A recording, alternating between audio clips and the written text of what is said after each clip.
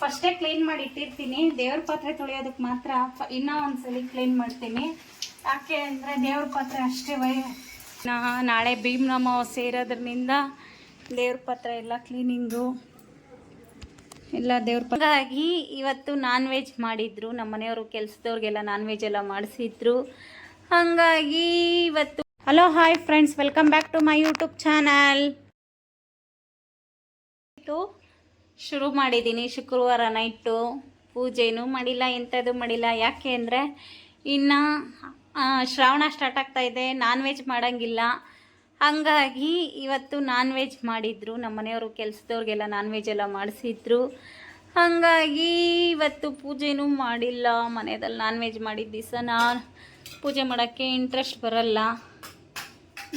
ಇನ್ನು ನಾನಂತೂ non veg ತಿನ್ನಲ್ಲ. ಇನ್ನು ನಾನು ಯಶು ನಮ್ಮ ಮನೆಯವರು 3 ಜನ ತಿಂತಾರೆ. ಹಾಗಾಗಿ ಇನ್ನು 1.5 ತಿಂಗಳು ತಿನ್ನಂಗಿಲ್ಲ. ಇನ್ನು ಗೌರಿ ಗಣೇಶ ಹಬ್ಬ ಮುಗಿಯೋವರೆಗೂ ತಿನ್ನಂಗಿಲ್ಲ. ಹಂಗಾಗಿ ಇವತ್ತು ಪೂಜೆನೂ ಮಾಡಿಲ್ಲ. ಆಷಾಢ ಶುಕ್ರವಾರ ಲಾಸ್ಟು 4ನೇ ವಾರ ಮಾಡೇ ಇಲ್ಲ. ಅಲ್ಲೊಂದು ನೋಡಿ ಹಾಯ್ ಅಂತ ಮಾಡ್ತೈತೆ. ಇವತ್ತು ನಮ್ಮ ಮನೆ ಅವತಾರ ತೋರಿಸ್ತೀನಿ ನೋಡಿ. ಅಪ್ಪ ನೈಟು ಈಗ 8:15 ಆಗಿದೆ. ತೋರಿಸ್ತೀನಿ ನೋಡಿ ಯಾವ ಅವತಾರದಲ್ಲಿದೆ ನಮ್ಮ ಮನೆ ಅಂತ. ಇವನ್ ಬಂದು ಸೋಫಾ ಮೇಲೆ ಕುತ್ಕೊಂಡು ಬರಿತಾ ಇದ್ದಾನೆ. ಏನು ಬರಿತಾ ಇದೆಯಾ ಯಶು? ಇನ್ನು ಇವನು ಕುತ್ಕೊಂಡು ಬರಿತಾ ಇದ್ದಾನೆ ನೋಡಿ. ಇಲ್ಲಿ ನೋಡಿ ನಮ್ಮ ಮನೆ ಅವತಾರ ತೋರಿಸ್ತೀನಿ. ಇಲ್ಲಿಂದ ಹಿಡಿದು ಬಟ್ಟೆಗಳು, ಇಲ್ಲೆಲ್ಲ ಬಟ್ಟೆಗಳು, ಇಲ್ಲಿಂದ ಹಿಡಿದು ಇಲ್ಲಿ ನೋಡಿ ನೋಡಿ ನೋಡಿ. ಇಲ್ಲಿ ನೋಡ್ಕೊಳ್ಳಿ ಒಂದ್ಸಲಿ. ಇಲ್ಲಿ ನೋಡಿ ಇಲ್ಲಿ ನೋಡಿ ಎಲ್ಲ ಕಿತ್ತಾಕಿದ್ದಾರೆ. ಮೊನ್ನೆ ಫಂಕ್ಷನ್ಗೆ ಎಲ್ಲ ಕ್ಲೀನ್ ಮಾಡಿಟ್ಟಿದ್ದು. ಇಲ್ಲಿ ನೋಡಿ ಎಲ್ಲ ಕಿತ್ತು ಉಡ್ಡೆ ಹಾಕಿ ಮನೆ ಎಲ್ಲ ಬಟ್ಟೆಗಳೇ. ಅಲ್ಲಿ ಮಡ್ಚಿಟ್ಟಿದ್ದ ಬಟ್ಟೆ ಎಲ್ಲ ಬೆಳೆಸ್ಕೊಂಡು ಕೂತವ್ರೆ. ಇಲ್ಲಿ ನೋಡಿ ಎಲ್ಲ ಕಿತ್ತಾಕಿದ್ದಾರೆ ಎಲ್ಲ. ಯಪ್ಪ ಎಷ್ಟು 5 ಗಂಟೆ ಕೂತಿದ್ದ ಬಟ್ಟೆ ಮಡ್ಚಕ್ಕೆ ಅಂತ, ಕ್ಲೀನ್ ಮಾಡೋದಕ್ಕೆ ಅಂತ. ಇನ್ನೂ ಕಂಪ್ಲೀಟ್ ಆಗಿಲ್ಲ. ಏನು ಮಾಡ್ತಾ ಇದೀಯಾ ಶಿರೀಷ? ಹಾಂ, ಬಟ್ಟೆ ಎಷ್ಟೊತ್ತಿನಿಂದ? ಹಾಂ ನೋಡಿ ಯಪ್ಪ ಭಯಂಕರ. ಇಲ್ಲಡಿ ಯಪ್ಪ ಯಪ್ಪ ಯಪ್ಪ. ಹೆಂಗಿರ್ಬೇಕು ಅಂದರೆ ಬಟ್ಟೆಗಳು ಹಾಕ್ಕೊಳಕ್ಕೊಂದು ಜೊತೆ, ಒಗೆಯೋದಕ್ಕೊಂದು ಜೊತೆ, 2 ಜೊತೆ ಬಟ್ಟೆ ಇರಬೇಕಷ್ಟೇ. ಯಪ್ಪ ಇಲ್ಲಿ ನೋಡಿ ಇಲ್ಲೆಲ್ಲ ಬಟ್ಟೆಗಳೇ.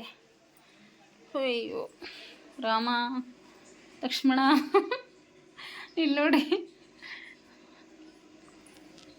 ಒಬ್ಬ ನನ್ನ ಮಗನಿಗೂ ಇದಕ್ಕೂ ಸಂಬಂಧನೇ ಇಲ್ಲ ಅನ್ನೋ ಥರ ಬರ್ಕೊಂಡು ಕೂತಿದ್ದಾನೆ. ಯಶ್ರಿತಾ ಏನು ಮಾಡ್ತಾ ಇದೀಯಾ? ಏನು ಬರಿತಾ ಇದೀಯಾ? ಇಂಗ್ಲೀಷು. ಏನಿದ್ದು ವರ್ಡ್ಸು, ಏನೋ ವರ್ಡ್ಸ್ ಎಲ್ಲ ಬರಿತಾ ಇದ್ದಾನೆ. ಫ್ರೆಂಡ್ಸ್ಗೆಲ್ಲ ಹಾಯ್ ಮಾಡು. ಅಪ್ಪ ಈ ಬಟ್ಟೆಗಳು ಯಾವಾಗ ಕ್ಲೀನ್ ಮಾಡ್ತೀರಾ ಅನು? ಯಮ್ಮ ಭಯ ಆಗ್ತಾಯಿದೆ ಈ ಬಟ್ಟೆ ನೋಡ್ತಾ ಇದ್ರಿ. 5 ಗಂಟೆಯಿಂದ ಕೂತಿದ್ದಾಳೆ. ಈಗ ನೋಡಿ ಟೈಮು. ಇದರಲ್ಲಿ 1/2 ಅವರ್ ಫಾಸ್ಟ್ ಇಟ್ಟಿದ್ದೀವಿ. 1/2 ಅವರ್ ಅಲ್ಲ, ಸಾರಿ 20 ನಿಮಿಷ ಫಾಸ್ಟ್ ಇಟ್ಟಿದ್ದೀವಿ. 8:15 ಆಗ್ತಾ ಬಂದಿದೆ. 5 ಗಂಟೆಯಿಂದ ಸ್ಕೂಲಿಂದ ಬಂದಾಗಿಂದ ಮಾಡ್ತಾನೇ ಇದ್ದಾರೆ. ಈ ಸೋಫಾ ಅಂತೂ ಎತ್ತಿ ಬಿಸಾಕಬೇಕು. ಈ ಸೋಫಾ ಎಲ್ಲ ತೆಗೆದು ಕ್ಲೀನ್ ಮಾಡಬೇಕು. ಎಲ್ಲ ಹಾಕೋದು ಅಂತ ಗೊತ್ತಾಗ್ತಾ ಇಲ್ಲ. ಹಳೇದಾಗೋಗ್ಬಿಟ್ಟಿದೆ ಗೈಸ್, ಎಲ್ಲ ಹೋಗ್ಬಿಟ್ಟಿದೆ. ಹಾಗಾಗಿ ಹೊಸ ಸೋಫಾ ತಂದಿದ್ದೀವಿ. ತುಂಬ ಹಳೇದು, ಎಷ್ಟು ಸುಮಾರು ವರ್ಷನೇ ಆಗಿತ್ತು ಇದು ತಗೊಂಬಂದು. ಈ ಮೇಡಮ್ ಒಂದು ಬಟ್ಟೆ ಮಡಿಸ್ತಾನೆ ಇದ್ದಾಳೆ. ಯಪ್ಪ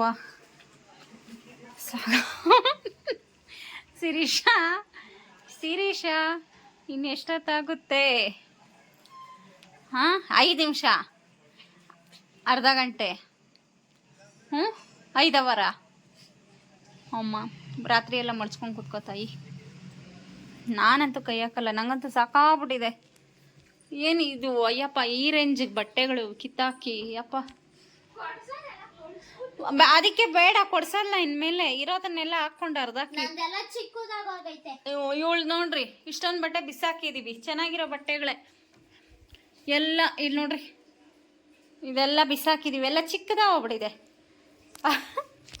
ಎಲ್ಲ ಪುಟ್ಟು ಆಗೋಗೈತೆ. ಇದು ನೋಡಿ ಫ್ರೆಂಡ್ಸ್,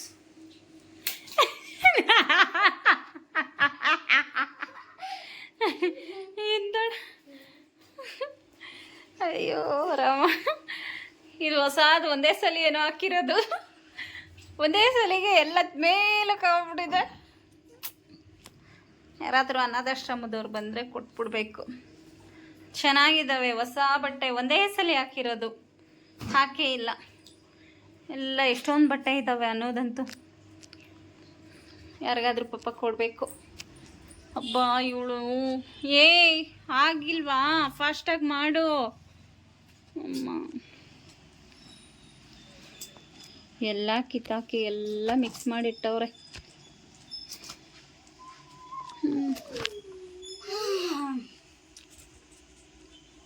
ಈ ಬ್ಲಾಗ್ನ ನಾಳೆಗೂ ಕಂಟಿನ್ಯೂ ಮಾಡ್ತೀವಿ. Hi, very good morning.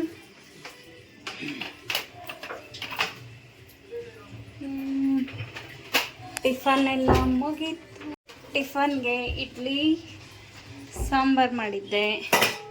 Tiffin ಎಲ್ಲ ಮುಗೀತು. ಇನ್ನು ನಾಳೆ ಭೀಮ್ನ ಅಮಾವಾಸ್ಯೆ ಇರೋದ್ರಿಂದ ದೇವ್ರ ಪತ್ರ ಎಲ್ಲ ಕ್ಲೀನಿಂಗು, ಎಲ್ಲ ದೇವ್ರ ಪತ್ರ ಎಲ್ಲ ತೆಗ್ದಿದ್ದೀವಿ.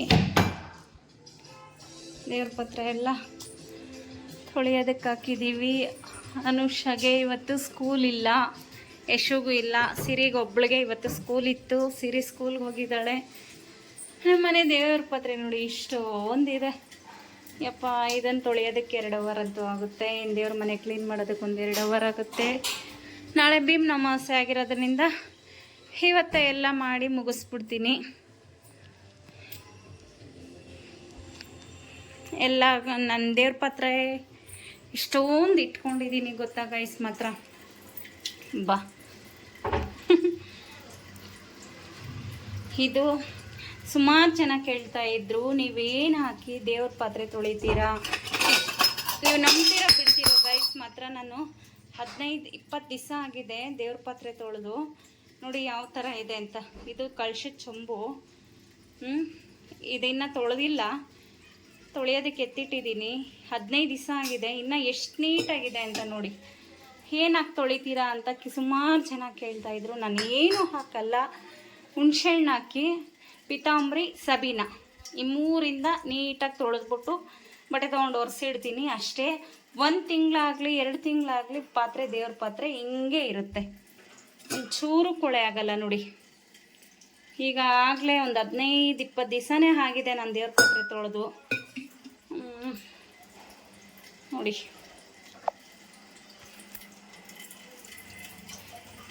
ನಿಮಗೆ ತೊಳೆದು ತೋರಿಸ್ತೀನಿ ನೋಡಿ. ಫಸ್ಟೇ ಕ್ಲೀನ್ ಮಾಡಿ ಇಟ್ಟಿರ್ತೀನಿ. ದೇವ್ರ ಪಾತ್ರೆ ತೊಳೆಯೋದಕ್ಕೆ ಮಾತ್ರ ಇನ್ನೂ ಒಂದ್ಸಲಿ ಕ್ಲೀನ್ ಮಾಡ್ತೀನಿ. ಯಾಕೆ ಅಂದರೆ ದೇವ್ರ ಪಾತ್ರೆ ಅಷ್ಟೇ ಅದರದ್ದೇ ಆದ ಒಂದು ಇದು ಇರುತ್ತೆ.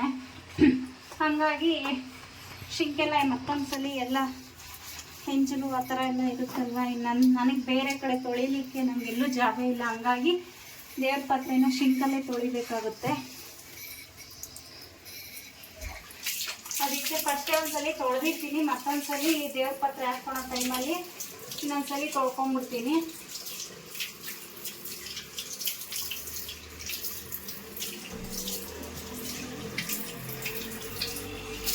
ಯಾಕೆ ಅಂದರೆ ದೇವ್ರ ಪಾತ್ರೆ ಅದರದ್ದೇ ಆದ ಒಂದು ವೈಶಿಷ್ಟ್ಯತೆ, ಒಂದು ಅದಕ್ಕೆ ಆದಂಥ ಗೌರವ ಎಲ್ಲ ಕೊಡ್ತೀವಿ ಒಂದು ಪೂಜೆ ಪುನಸ್ಕಾರ ಮಾಡೋದ್ರಲ್ಲಿ.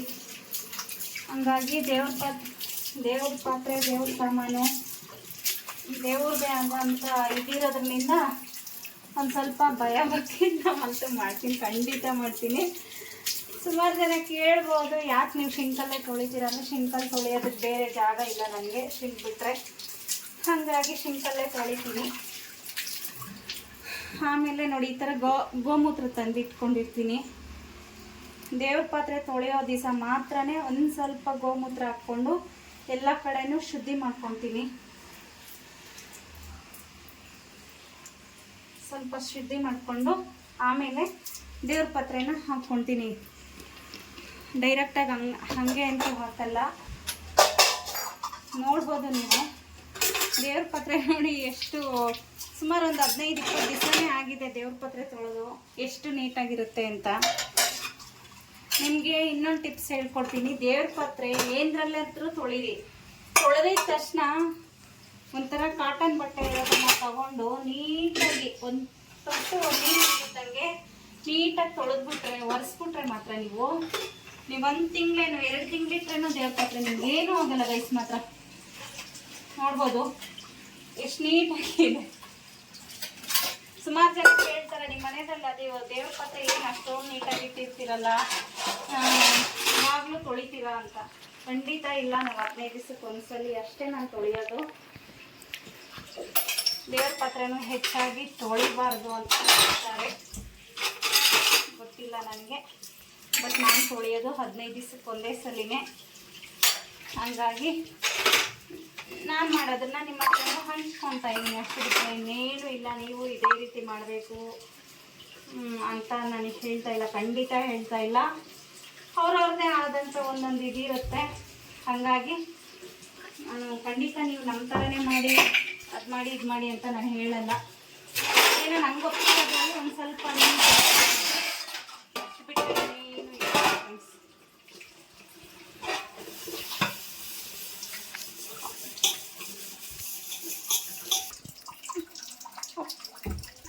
ನೋಡಿ ಈ ಥರ ಪಿತಾಂಬರಿ ತಂದು ಇಟ್ಕೊಂಡ್ಬಿಟ್ಟಿರ್ತೀನಿ. ಪಿತಾಂಬರಿದಲ್ಲೂ 3/4 ಭಾಗ ಕ್ಲೀನ್ ಆಗುತ್ತೆ ಮಾತ್ರ. ಈ ಥರ ಹುಣ್ಸೆಹಣ್ಣು ಸಾಂಬಾರ್ಗೆ ಬಳಸೋದಕ್ಕಿಂತ ದೇವ್ರ ಪಾತ್ರೆಗೆ ಅರ್ಧ ಖಾಲಿ ಹೋಗ್ಬಿಟ್ಟಿರುತ್ತೆ. ಸುಮಾರು ಒಂದು 4-5 kg ಅಷ್ಟು ವರ್ಷಕ್ಕೆ ಆಗೇ ಹೋಗುತ್ತೆ. ದೇವ್ರ ಪಾತ್ರೆ ತೊಳೆಯೋದಕ್ಕೆ ಆಗೋಗುತ್ತೆ ಮಾತ್ರ. ಇನ್ನು ನಾಳೆ ಭೀಮ್ನ ಅಮಾವಾಸ್ಯೆ ಇರೋದ್ರಿಂದ ಭೀಮ್ನ ಅಮಾವಾಸ್ಯೆ ಅನ್ನೋದೇನು ಗಂಡನ ಪೂಜೆ ಮಾಡಿ ಕಾಲು ತೊಳೆದು ಅದೆಲ್ಲ ಮಾಡೋ ಸೀನಂತೂ ಇಲ್ಲ. ಯಾಕೆ ಅಂದರೆ ಮಾಮೂಲಿ ಪೂಜೆ ಮಾಡಿ ದೇವಸ್ಥಾನಕ್ಕೆ ಹೋಗಿ ಬರ್ತೀವಿ, ಕಾಲೆಲ್ಲ ತೊಳೆಯೋದು ಅದೆಲ್ಲ ಏನೂ ಮಾಡಲ್ಲ ನಾನು. ಯಾಕೆ ಅಂದರೆ ಕೇಳ್ಬೋದು, ಯಾಕೆ ಅಂತಂದರೆ ವರ್ಷ ಎಲ್ಲ ಬಾಯಿ ಬಂದಂಗೆಲ್ಲ ಬೈತೀವಂತೆ ಗಂಡಂದಿರ್ದ. ವರ್ಷದಲ್ಲಿ ಒಂದ್ಸಲಿ ಅವ್ರ ಕಾಲು ತೊಳೆದ್ಬಿಟ್ರೆ ಅದು ಪಾಪ ಎಲ್ಲ ಹೊಟ್ಟೋಗ್ಬಿಡುತ್ತಾ? ಹೋಗಲ್ಲ. ಖಂಡಿತ ನಾವು ಮಾಡೋದು ಮನಸ್ಸಲ್ಲಿ ಪ್ರೀತಿ ವಿಶ್ವಾಸ. ಖಂಡಿತ ಗೊತ್ತು. ಈ ಭೀಮ್ನ ಅಮಾವಾಸ್ಯೆ ಮಾಡೋದ್ರಿಂದ, ಭೀಮ್ನ ಅಮಾವಾಸ್ಯೆ ಏನಕ್ಕೆ ಮಾಡ್ತಾರೆ ಅಂದರೆ ಗಂಡ ಭೀಮ್ ನನಗೆ ಇರಬೇಕು, ಭೀಮನ ಥರ ಬಲ ಇರಬೇಕು ಅನ್ನೋದಕ್ಕೋಸ್ಕರ ಮಾಡ್ತಾರೆ. ನಾವು ಮಾಮೂಲಿ ಪೂಜೆ ಮಾಡಿ ದೇವಸ್ಥಾನಕ್ಕೆ ಇಬ್ಬರು ಹೋಗಿ ಬರ್ತೀವಿ, ಹಂಗಿಟ್ರೆ ಕಾಲು ತೊಳೆಯೋ ಸೀನೆಲ್ಲ ಅಂತ ಇಲ್ಲ.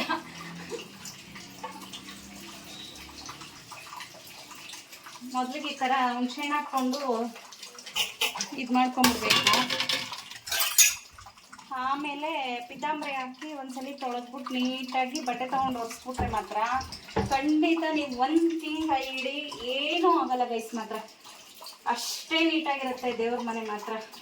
ಸುಮಾರು ಜನ ಕೇಳ್ತಾ ಇದ್ರು, ಏನು ನಿಮ್ಮ ಮನೆಯಲ್ಲಿ ದೇವ್ರ ಪಾತ್ರೆ ಇಷ್ಟೊಂದು ಪಳ ಅಂತ ಹೊಡಿತೈತೆ ಅಂತ.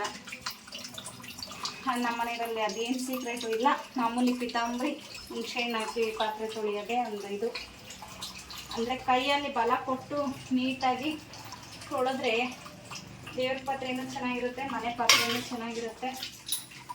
ಶಕ್ತಿ ಕೊಡಬೇಕಷ್ಟೇ. ಗಟ್ಟಿಯಾಗಿ ಅದನ್ನೇ ನೀಟಾಗಿ ಉಜ್ಜಿದ್ವಿ ಅಂದರೆ ದೇವ್ರ ಪಾತ್ರೆ ನೀಟಾಗಿರುತ್ತೆ. ಮಾತ್ರ ನೀವು ನೋಡ್ತಾ ಇರ್ಬೋದು.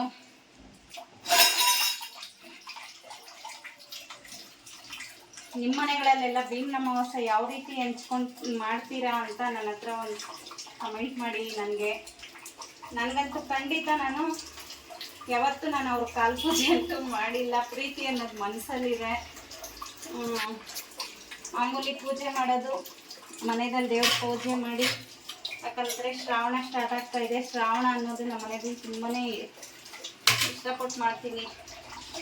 ಮನೆ ದೇವರು ವೆಂಕಟರಮಣ ಸ್ವಾಮಿ ಆಗಿರೋದ್ರಿಂದ ಶ್ರಾವಣಗಳಲ್ಲಿ ನಾನ್ ವೆಜ್ ಆಗಲಿ ಆ ಥರ ತಿನ್ನೋದಾಗಲಿ ಏನೂ ಇರಲ್ಲ. ಹಾಗಾಗಿ ನಿನ್ನೆನೇ ಶುಕ್ರವಾರ ನಮ್ಮ ಮನೆಯವ್ರಿಗೆಲ್ಲ ಮಾಡಿಕೊಟ್ಬಿಟ್ಟೆ. ಇನ್ನು ನಮ್ಮ ಮನೆಯಲ್ಲಿ ಗೌರಿ ಗಣೇಶ ಹಬ್ಬ ಮುಗಿಯೋವರೆಗೂ ನಾನ್ ವೆಜ್ ಅಂತೂ ತಿನ್ನಲ್ಲ ಮನೆಯಲ್ಲಿ. ಹಾಗಾಗಿ ನಿನ್ನೆ ಪೂಜೆನೂ ಮಾಡಿಲ್ಲ, ಶುಕ್ರವಾರ ಆಗಿರೋದ್ರಿಂದ ಪೂಜೆನೂ ಮಾಡಿಲ್ಲ, ನಾನ್ ವೆಜ್ ಮಾಡಿದ್ದೀವಿ ಅಂದ್ಬಿಟ್ಟು. ಏನೋ ನಂಗೆ ನಾನ್ ವೆಜ್ ಮಾಡಿದ ದಿವಸ ಪೂಜೆ ಅಂತೂ ಮಾಡೋಕ್ಕೆ ಇಂಟ್ರೆಸ್ಟ್ ಬರಲ್ಲ. ಹಾಗಾಗಿ ನಾನು ದೇವ್ರ ಮನೆ ಬಾಗಿಲ ತೆಗಿಯೋಕ್ಕೆ ಹೋಗಲ್ಲ ನಾನ್ ವೆಜ್ ಮಾಡಿದ್ರೆ. ಇನ್ನೇನಿಲ್ಲ ಕಾರಣ.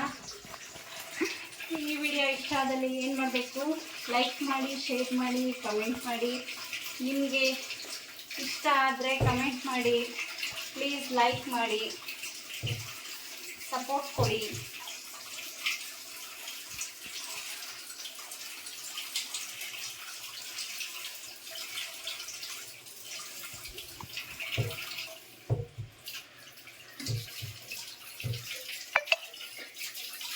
ಆಫ್ ಮಾಡಿ.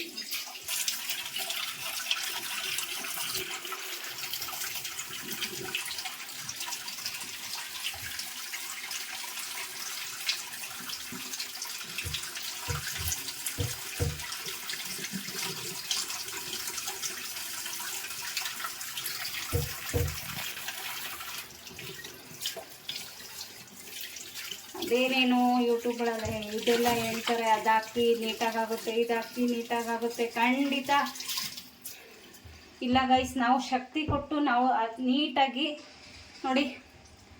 ಕಾಣಿಸ್ತಾ ಇದೆಯಾ ಎಷ್ಟು ನೀಟಾಗಿ ಕಾಣಿಸ್ತಾ ಇದೆ ಅಂತ? ಹೊಸ ಅವಾಗ ತಾನೇ ತಂದಿರೋ ಚಂಬು ಥರ ಕಾಣ್ತಾ ಇದೆ, ಕಳ್ಸದ ಚಂಬು ನೋಡಿ. ಇನ್ನು ಒಂದ್ಸಲಿ ಪೀತಾಂಬರಿ ಹಾಕಿ ಉಜ್ತೀನಿ. ನಾವು ಅದ್ಮಿ ನೀಟಾಗಿ ಉಜ್ಜಿದ್ವಿ ಅಂದರೆ ಪಳ ಪಳ ಪಳ ಪಳ ಅಂತ ತೊಳಿತೈತೆ ಮಾತ್ರ. ಇನ್ನೊಂದು ಸೀಕ್ರೆಟ್ ಏನು ಅಂದರೆ, ತೊಳೆದಿದ ತಕ್ಷಣ ಬಟ್ಟೆ ತೊಗೊಂಡು ಒರೆಸ್ಬಿಟ್ರೆ ನಿಮಗೆಲ್ಲೂ ಕರೆ ಕಟ್ಟಲ್ಲ.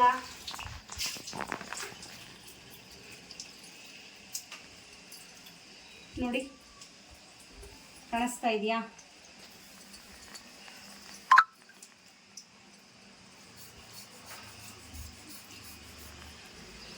ಅಷ್ಟೇ ನೋಡಿ.